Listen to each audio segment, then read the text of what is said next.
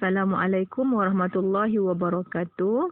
Okey, hari ini kita akan belajar subjek fiqh. Okay, boleh tengok dekat atas ni, siapa yang ada buku teks, boleh keluarkan buku teks yang berwarna biru hijau. Okey, ada tulis dekat atas ni, fiqh tahun 1. Okey, kita akan mulakan dengan tajuk yang pertama, iaitu tajuk ibadah. Okey, tengok dekat atas ni, ni adalah tajuk ya. Okay, tajuknya hari ini adalah ibadah. Okay. Sebelum kita mengetahui apakah contoh-contoh ibadah, okay, jom kita kenal dulu apakah yang dimaksudkan dengan ibadah.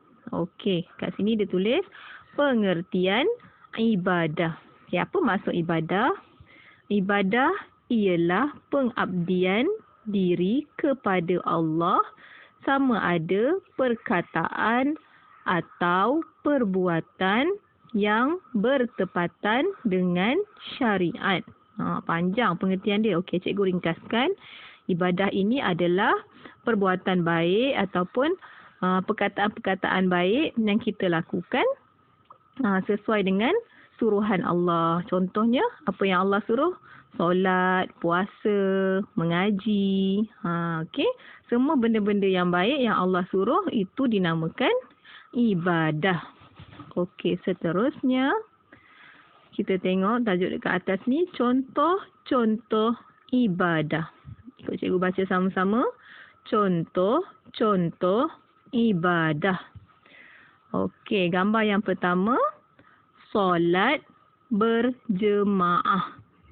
Solat berjemaah. Maksudnya solat beramai-ramai. Okey, solat beramai-ramai ni pahalanya lebih banyak berbanding dengan solat bersendirian. Tapi solat bersendirian, solat seorang-seorang pun ibadah juga. Okey, solat berjemaah pun ibadah. Okey, kedua, gambar sebelah dia, membaca Al-Quran.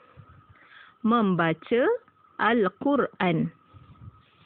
Seterusnya, gambar yang ketiga, gambar seorang budak menolong orang tua. Okey. Membantu orang tua. Membantu orang tua. Membantu orang tua ni kan perbuatan yang baik. Jadi ia dikira sebagai ibadah. Dapat pahala. Okey, seterusnya gambar sebelah dia, solat jenazah. Solat jenazah. Maksudnya, solat jenazah ni adalah solat kita sembahyangkan orang yang telah meninggal dunia. Orang yang telah meninggal dunia ni, yang gambar yang warna hijau ni yang kat depan ni, ini adalah jenazah orang yang telah meninggal dunia. Jadi perlu disolatkan. Namanya solat jenazah. Okey, dan yang terakhir, bersedekah. Okey, bersedekah. Tak kiralah sedekah wang ringgit ataupun sedekah barang-barang. Itu juga dinamakan sedekah. Okey, sedekah juga dikira sebagai ibadah ataupun ibadat. Okey, seterusnya muka surat 3. Okey, ni muka surat 3. Okey. Tengok tajuk dekat tengah-tengah ni. Tengah-tengah ni tajuk dia. Okey, kita baca sama-sama. Kitaran aktiviti harian murid. Kitaran aktiviti harian murid. Okey, apa maksud dia? Maksudnya ni adalah perbuatan ataupun aktiviti yang sering dilakukan oleh para pelajar setiap hari.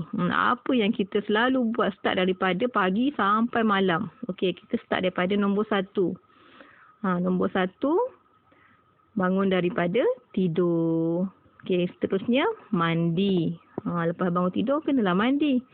Lepas mandi, yang ketiga, solat subuh. Lepas tu yang keempat, belajar di sekolah. Tapi disebabkan sekarang ni PKP, jadi kita belajar online. Okey, sama jugalah macam belajar kat sekolah. Okey, yang kelima, seterusnya, selepas belajar, solat zuhur. Tadi yang ketiga solat subuh. Kemudian solat zuhur. Okey, selepas solat zuhur, kita sambung semula belajar. Macam kita belajar online ni, pukul 1.30 kita akan solat zuhur. Lepas tu pukul 2 kita akan kita akan sambung balik belajar. Sama jugalah macam ni. Solat Zuhur, kita sambung balik belajar. Okey, selepas kita sambung belajar, kita solat asar. Lepas solat Zuhur, solat asar pula. Okey, maksudnya masa tu kita dah habis belajar dah.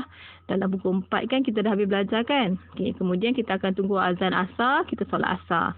Okey, lepas solat asar, kita akan bersukan, bersenam, beriadah, main bola ke, main badminton ke, jalan-jalan kat luar ambil angin ke. Okey. Ini penting. Riadah, bersukan, bersenam penting supaya badan kita sihat dan minda kita juga cerdas. Okey, seterusnya selepas kita beriadah, bersukan dan bersenam, kita pun balik rumah. Balik rumah kita solat. Solat apa ni? Solat maghrib. Dah mandi-mandi semua. Dah bersihkan diri, kita solat maghrib. Lepas solat maghrib, kita solat isyak pula. Sebab jarak solat maghrib dengan solat isyak tak lama, tak panjang. Contohnya maghrib sekarang ni 7.30. So isyak 8.40 dah masuk dah. Okey. Kemudian selepas kita solat isyak, kita akan ulang kaji pelajaran. Ni ulang kaji pelajaran, kita siapkan kerja sekolah, kita baca balik, kita tengok balik apa yang kita belajar siang tadi.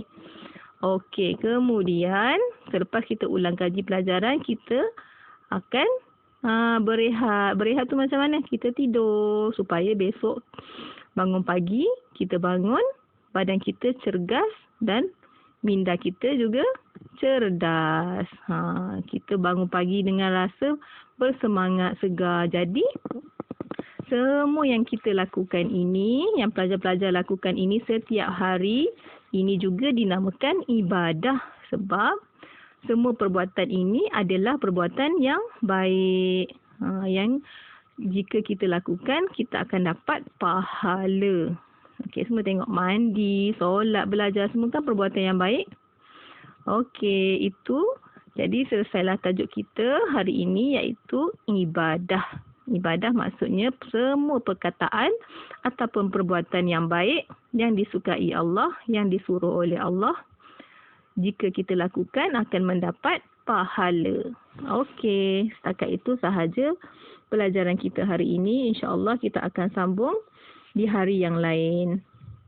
Assalamualaikum warahmatullahi wabarakatuh. Terima kasih.